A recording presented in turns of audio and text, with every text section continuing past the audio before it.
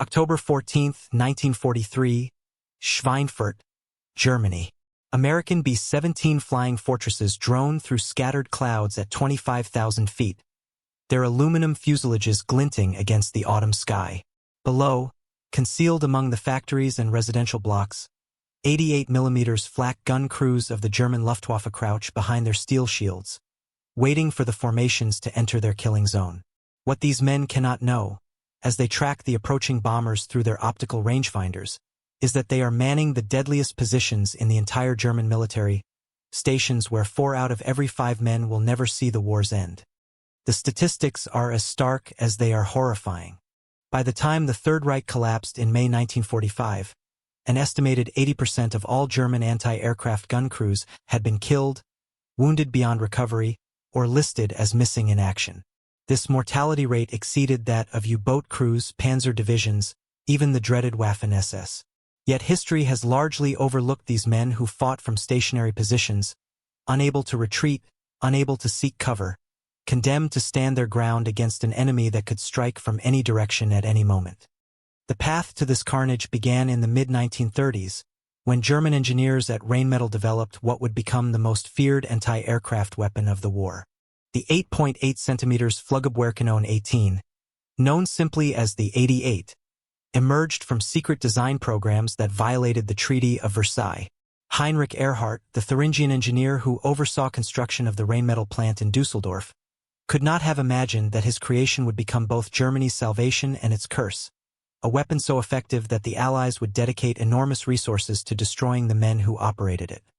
The 88mm FLAK gun stood nearly 12 feet tall when deployed, its cruciform carriage allowing 360-degree traverse and elevation from -3 to +85 degrees. A well-trained crew of 10 to 11 men could achieve a sustained rate of fire approaching 20 rounds per minute, hurling 17-pound shells to altitudes exceeding 26,000 feet.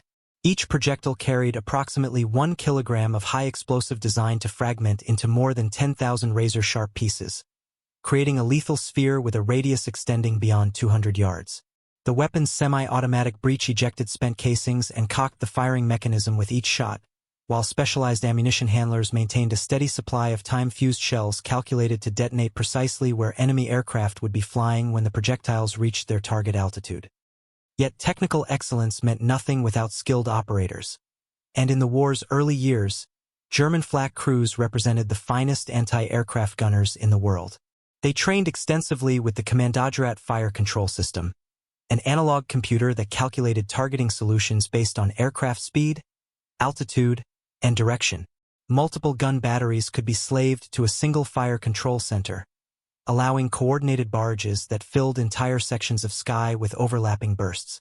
When the American 8th Air Force began its daylight bombing campaign in 1942, these experienced crews achieved remarkable results, requiring an average of only 4,000 shells to destroy a single heavy bomber. Hauptmann Friedrich Müller commanded a heavy FLAK battery positioned outside Cologne during the first major American raids into Germany. A veteran of the Spanish Civil War, where German volunteers had first tested the 88mm gun in combat, Müller had seen his weapons prove equally effective against Republican aircraft and Soviet-supplied tanks. "We understood from the beginning that our guns could kill anything the enemy sent against us," he would later tell Allied interrogators. "The problem was never our equipment or our training, it was surviving long enough to use them." Müller's battery consisted of 4 88mm guns, 16 20mm automatic cannons, and a sophisticated array of rangefinders, sound locators, and eventually radar equipment. His 180 men lived in concrete bunkers and wooden barracks scattered around the gun positions, connected by telephone lines and defended by concentric rings of barbed wire and mines. During the day, they maintained their weapons and studied aircraft recognition charts. At night, they waited for the drone of engines that meant the Royal Air Force was coming. The first major test came on May 30, 1942, when 1,046 RAF bombers struck Cologne in history's first 1,000-bomber raid. Müller's guns opened fire as the first Wellingtons and Hamptons crossed into their engagement zone, their shells creating distinctive black puffs against the night sky. For 90 minutes, the battery maintained continuous fire, expending more than 3,000 rounds and claiming 7 confirmed kills. But success came at a price. Our AF fighter bombers had located the gun flashes and responded with strafing attacks that killed 12 men and destroyed one of the 88mm guns. It was Muller's first lesson in a truth that would define the anti-aircraft war. Every time his guns fired, they revealed their positions to an enemy that could strike back with devastating precision. The technological arms race between Allied bombers and German defenses accelerated throughout 1942 and 1943. American B-17 Flying Fortresses and B-24 Liberators flew higher than most German fighters could effectively intercept, placing the burden of air defense squarely on the shoulders of FLAK crews. The Luftwaffe responded by deploying increasingly sophisticated fire control radars, including the Würzburg system that could track individual aircraft through clouds and darkness. Gun crews received improved ammunition, including proximity-fused shells that exploded when they detected nearby aircraft rather than relying solely on timed detonation. But these advances came too late to prevent the systematic destruction of experienced FLAK personnel.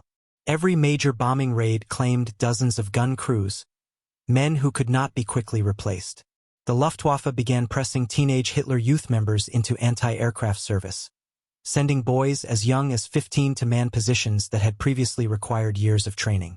16-year-old Gunther Vogel found himself assigned to an 88mm battery near the synthetic oil plants at Blechhammer after completing just 6 weeks of basic training.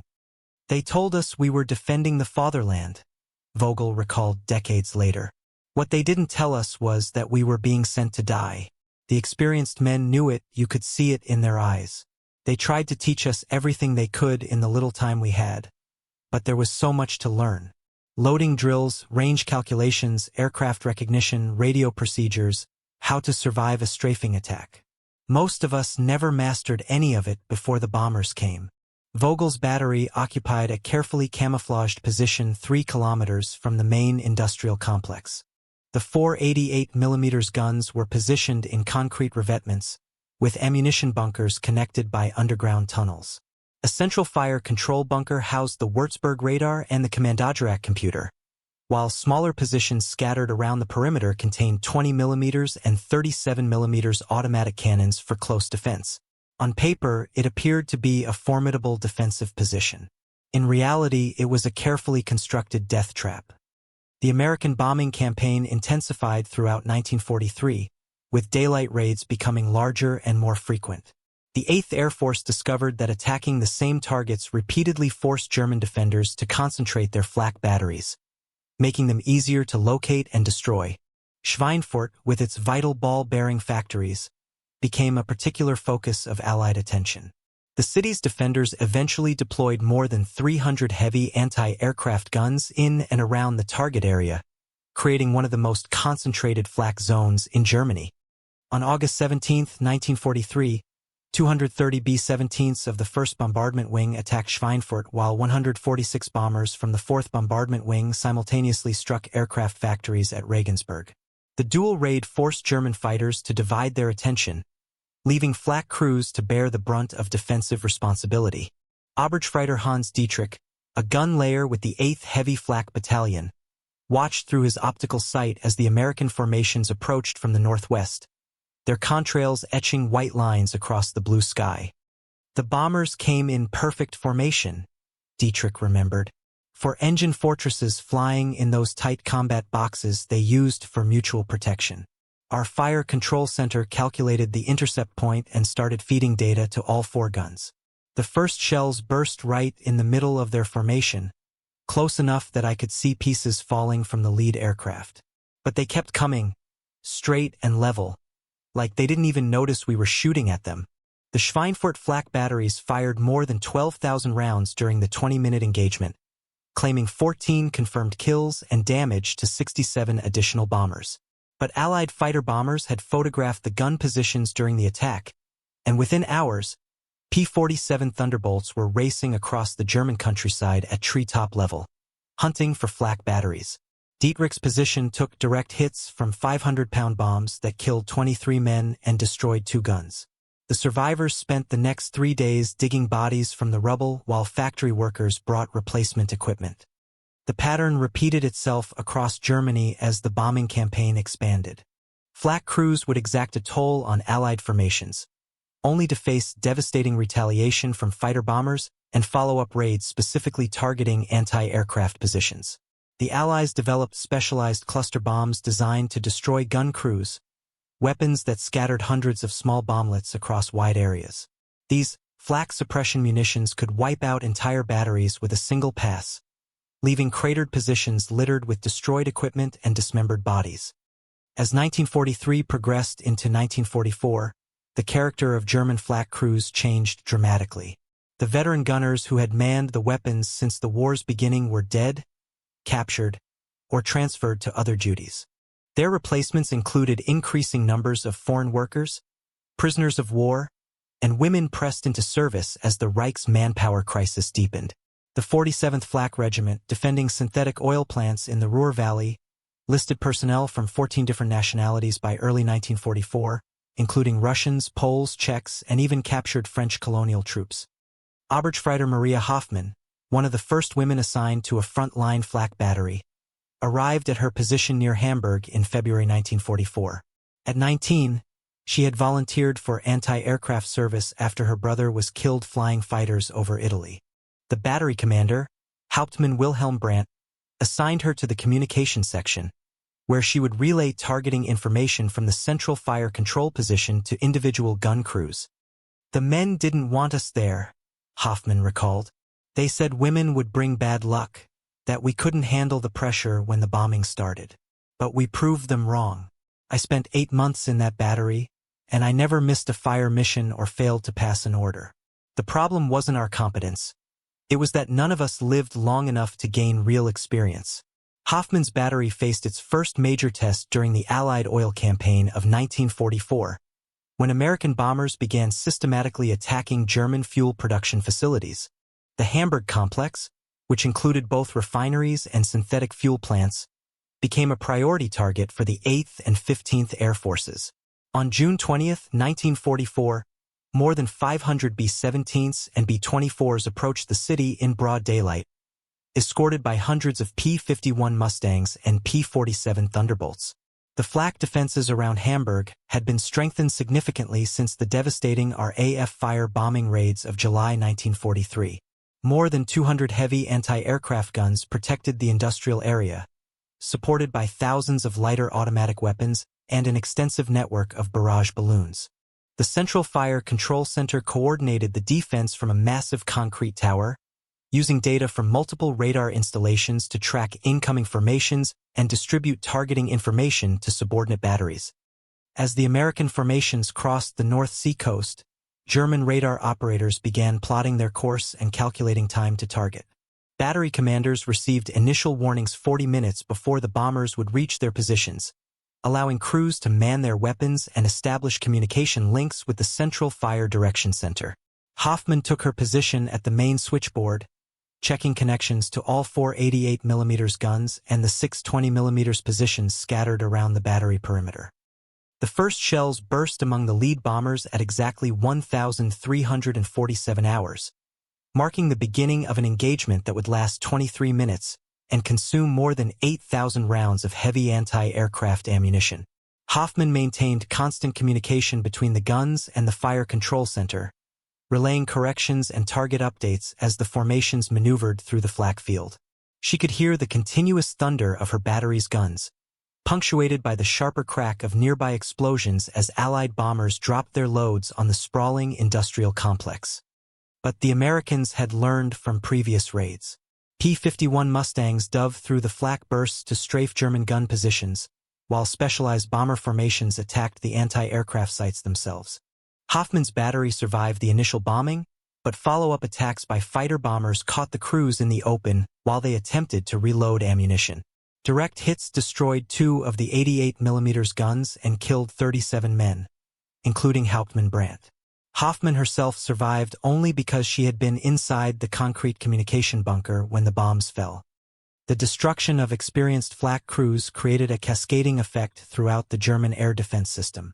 Replacement personnel arrived with minimal training, often unable to operate the sophisticated fire control equipment that made accurate anti-aircraft fire possible. The average number of shells required to destroy a single Allied bomber increased from 4,000 in 1942 to more than 16,000 by late 1944, a four-fold decrease in efficiency that reflected both improved Allied tactics and the declining quality of German gun crews. Unteroffizier Klaus Weber, a 20-year-old former machinist from Stuttgart, arrived at a FLAK battery near Berlin in September 1944 with just 3 weeks of training. His battery defended aircraft factories in the northern suburbs, positions that had been attacked repeatedly since early in the year. Weber's gun crew included 2 other teenagers, a wounded infantry veteran missing his left arm, and a 55-year-old factory worker who had been conscripted directly from an ammunition plant. "None of us really knew what we were doing," Weber admitted years later. "The battery commander tried to teach us, but he was barely older than we were and had only been there for 2 months himself. The equipment was complicated, the procedures were confusing, and we were all terrified. Every time the air raid sirens sounded, I wondered if this would be the time we didn't come back." Weber's battery faced its baptism of fire on November 2, 1944, when 1,100 Allied bombers attacked targets throughout the Berlin area. The massive raid included both American and British formations, with fighter escorts numbering more than 800 aircraft. German controllers scrambled every available interceptor, but the Luftwaffe could muster fewer than 150 fighters to oppose the Allied armada. Once again, the burden of defense fell primarily on FLAK crews. The bombing began at 1,230 hours and continued for nearly 2 hours as successive waves of bombers struck different target complexes. Weber's battery engaged formations attacking the Focke-Wulf assembly plant at Marienfeld, firing 127 rounds and claiming hits on 3 bombers. But their success attracted immediate retaliation from P-47 Thunderbolts that had been assigned FLAK suppression duties. The American fighters swept across the gun positions at 400 miles per hour, their 850 caliber machine guns hosing the area with armor-piercing incendiary bullets. Weber survived the strafing attack by diving into a shell crater, but 7 men from his battery were killed and both of the 88mm guns were damaged beyond repair.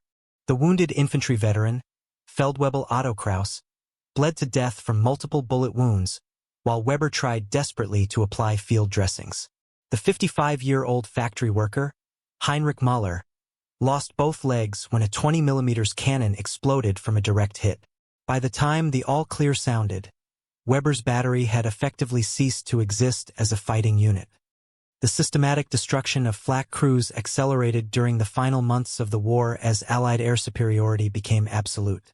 German gun positions could no longer be camouflaged or moved frequently enough to avoid detection. Specialized Allied units used electronic intelligence gathering to locate radar installations, while photo reconnaissance aircraft cataloged every anti-aircraft position in Germany. Fighter bombers carried out deliberate campaigns to destroy FLAK batteries, attacking the same positions repeatedly until no trace remained of the men and equipment that had once defended them. The Japan parallel unfolded simultaneously in the Pacific Theater, where Japanese anti-aircraft crews faced similar circumstances with even less effective equipment. The Imperial Japanese Navy's standard light anti-aircraft weapon, the Type 96 25mm gun, proved woefully inadequate against American bomber formations. Based on a French Hotchkiss design and produced in massive quantities throughout the war, the Type 96 suffered from fundamental limitations that made effective air defense nearly impossible. Petty Officer First Class Takashi Nakamura commanded a Type 96 twin-mount aboard the heavy cruiser Tone during the Battle of the Philippine Sea in June 1944. His crew of 7 men had trained extensively with their weapon, achieving the 220 rounds per minute rate of fire that represented the gun's theoretical maximum. But theory proved inadequate when faced with the reality of American carrier aviation. The attack began at 0830 hours when Grumman F-6F Hellcats and Douglas SBD Dauntless dive bombers from Task Force 58 appeared on the horizon. Nakamura's gun mount, positioned on the starboard side of Tone's superstructure, had a clear field of fire as the American aircraft approached in their characteristic stepped formations. The Type 90 SIXS 15-round magazines were loaded with a mixture of high-explosive and armor-piercing incendiary shells, ammunition designed to damage aircraft through direct hits rather than proximity bursts. The Americans came in fast and low, Nakamura remembered. Our gun could traverse quickly enough to track them, but the magazines emptied so fast that we were constantly reloading. Every 15 seconds, the gun would stop firing while we changed magazines. That was enough time for their aircraft to get through our defensive fire and line up their attack runs. Japanese fire control systems lacked the sophistication of German equipment. The Type 96 relied on simple optical sights that proved inadequate against high-speed targets. Gun crews estimated range and deflection by eye, leading to enormous ammunition expenditure for minimal results. During the Philippine Sea engagement, Japanese ships expended more than 400,000 rounds of 25mm ammunition while shooting down fewer than 30 American aircraft. The Type 90 SIX's effectiveness was so poor that late in the war, crews were instructed to hold their fire until enemy aircraft approached within 800 meters, reducing the average ammunition expenditure from 1,500 rounds per kill to just 7 rounds per aircraft shot down. The Japanese experience highlighted the importance of crew training and fire control systems in anti-aircraft warfare. Unlike German FLAK batteries, which relied on centralized fire direction and sophisticated analog computers, Japanese gun crews operated independently with minimal coordination. This tactical approach reflected Japan's overall defensive strategy, which emphasized individual heroism over systematic cooperation. The results spoke for themselves as American air superiority became complete long before German resistance collapsed. Chief Petty Officer Hiroshi Yamamoto served aboard the battleship Yamato during its final mission in April 1945. His Type 96 triple mount represented the pinnacle of Japanese anti-aircraft design, with 3 25mm guns slaved to a single mount and directed by the ship's most advanced fire control system. Despite these improvements, Yamamoto's crew faced impossible odds when American carrier aircraft attacked the giant battleship during Operation Tengo. "We knew it was a suicide mission from the beginning," Yamamoto later told Allied interrogators. "But we were ordered to fight to the end, and that's what we did. My crew fired continuously for 2 hours, emptying magazine after magazine while American planes swarmed around us like angry bees. We claimed several hits, but it didn't matter. There were too many of them, and they kept coming until there was nothing left of our ship." Yamato's anti-aircraft armament included 24 127mm dual-purpose guns, 162 Type 96 25mm weapons, and 4 132mm machine guns. This represented the most concentrated defensive firepower ever mounted on a single warship, yet it proved insufficient against 386 American aircraft from 11 different carrier squadrons. The battleship absorbed multiple torpedo and bomb hits before capsizing with the loss of 2,475 officers and men. Yamamoto survived only because he had been blown overboard by a bomb explosion and was rescued by a Japanese destroyer. Italian anti-aircraft crews faced similar challenges in the Mediterranean theater, operating equipment that proved inadequate against increasingly sophisticated Allied aircraft. The Regia Marina's standard light anti-aircraft weapon, the Breda 2065 Model 35, shared many characteristics with the Japanese Type 96, including magazine feeding, air cooling, and simple optical sights. But Italian crews developed tactics that maximized their weapons' effectiveness despite technical limitations. Sergeant Major Antonio Rossi commanded a Breda 20mm battery defending the naval base at Taranto during the British air attack of November 11, 1940. His position included 4 twin-mount weapons positioned around the perimeter of the main harbor, with overlapping fields of fire designed to create a defensive zone through which attacking aircraft would have to pass. Unlike Japanese crews, who operated independently, Rossi's gunners coordinated their fire through a simple telephone system that allowed concentration against priority targets. The British attack came without warning at 2,300 hours, when 21 Fairey Swordfish torpedo bombers from HMS Illustrious approached the harbor at wave-top height. Rossi's guns opened fire as soon as the lead aircraft crossed into their engagement zone, their tracers creating a web of light across the dark water. The Breda gun's high rate of fire, 140 rounds per minute per barrel, created sufficient volume to force several Swordfish to abort their attack runs. But the majority pressed home their attacks, launching torpedoes that crippled 3 Italian battleships and altered the balance of naval power in the Mediterranean. "We fought as hard as we could with what we had," Rossi explained after the war. "Our guns were reliable and our crews were well trained, but the British came in so low and fast that we barely had time to engage them. They were through our defensive fire and gone before we could concentrate enough firepower to stop them." It was a lesson in how quickly modern warfare could change everything. The Taranto raid demonstrated the limitations of traditional anti-aircraft defenses against innovative tactics. Italian gun crews had trained to engage high-altitude bombers using conventional approach patterns, but the British torpedo attack came in at mast height, giving defenders minimal reaction time.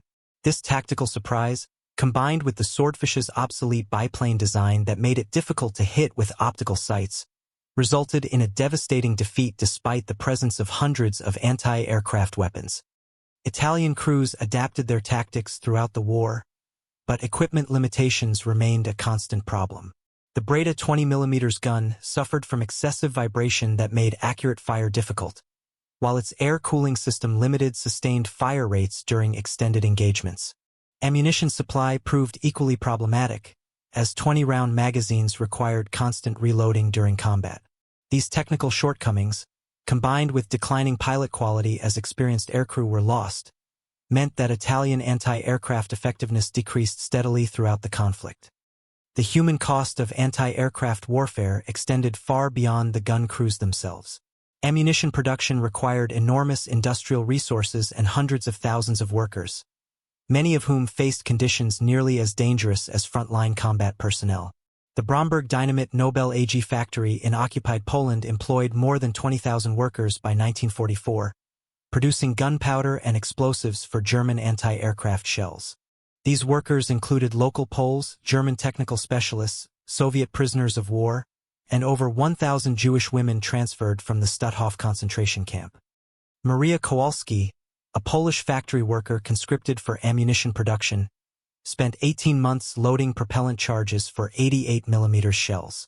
Her 12-hour shifts in the powder mixing section exposed her to toxic chemicals that caused respiratory problems and skin irritation. But the greatest danger came from accidental explosions that could obliterate entire factory buildings.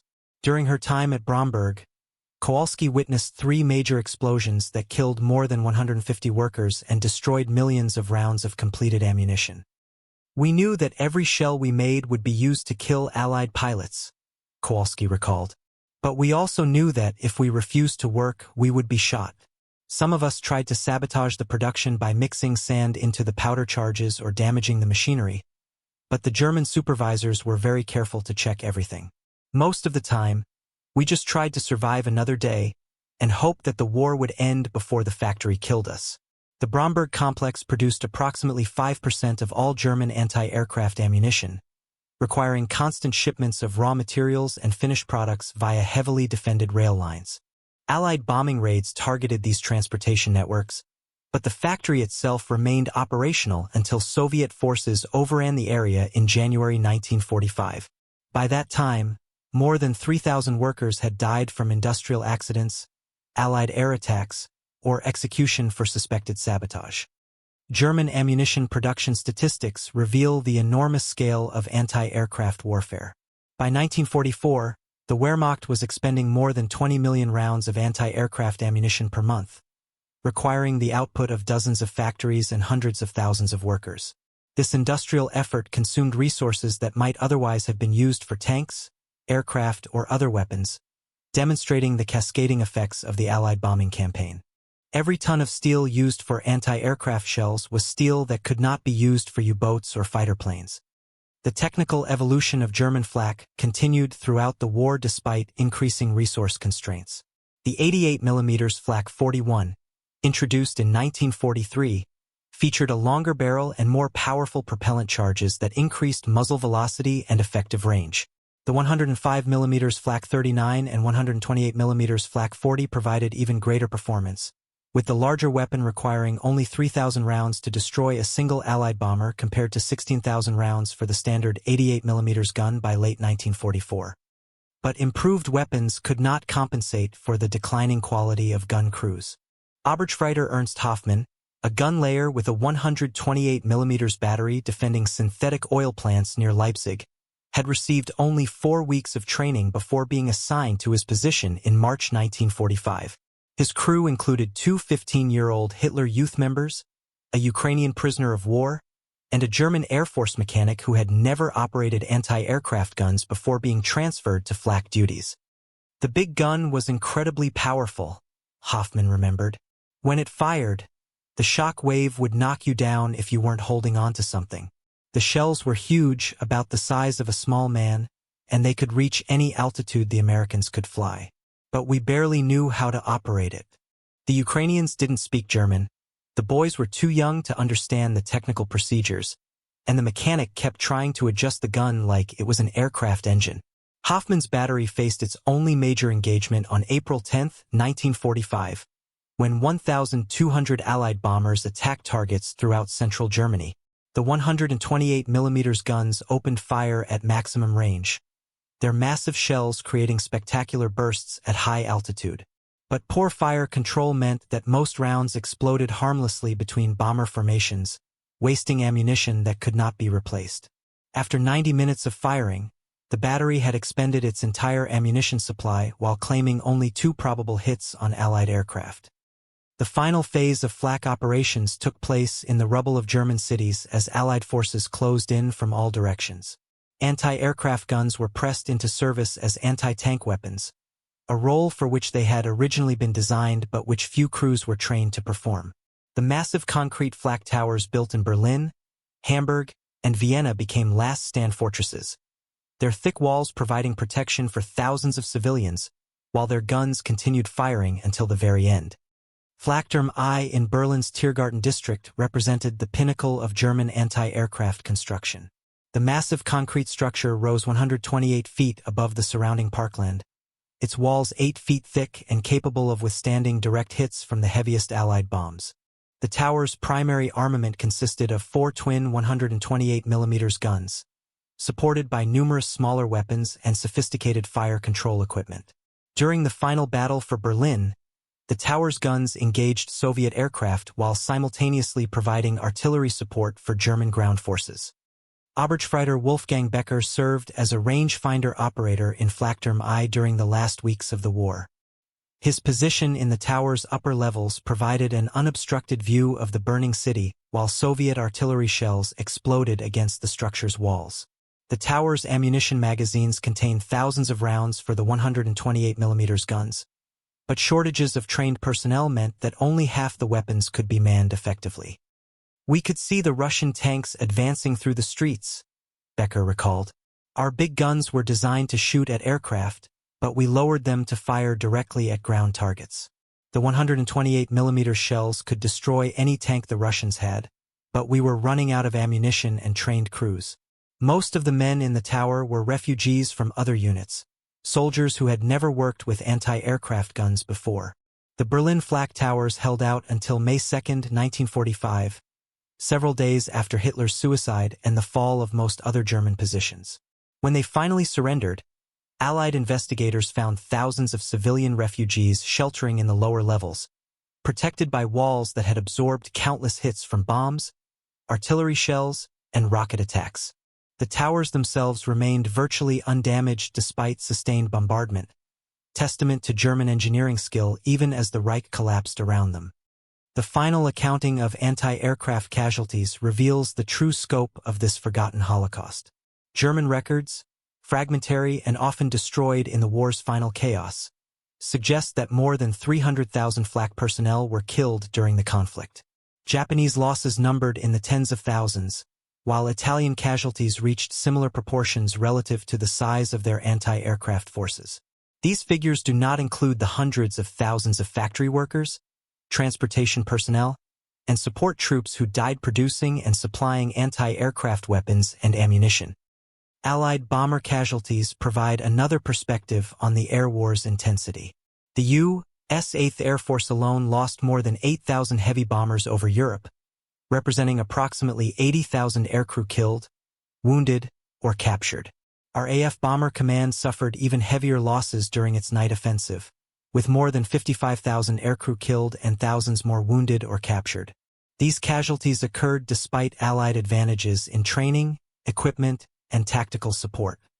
The technical lessons learned from anti-aircraft warfare would influence military development for decades after the war's end.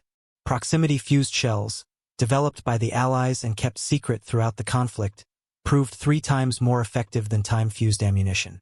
Radar fire control systems demonstrated the importance of electronic warfare in modern combat. The integration of multiple weapon systems through centralized command and control became standard doctrine for air defense forces worldwide. But the human lessons of FLAK warfare remain equally important.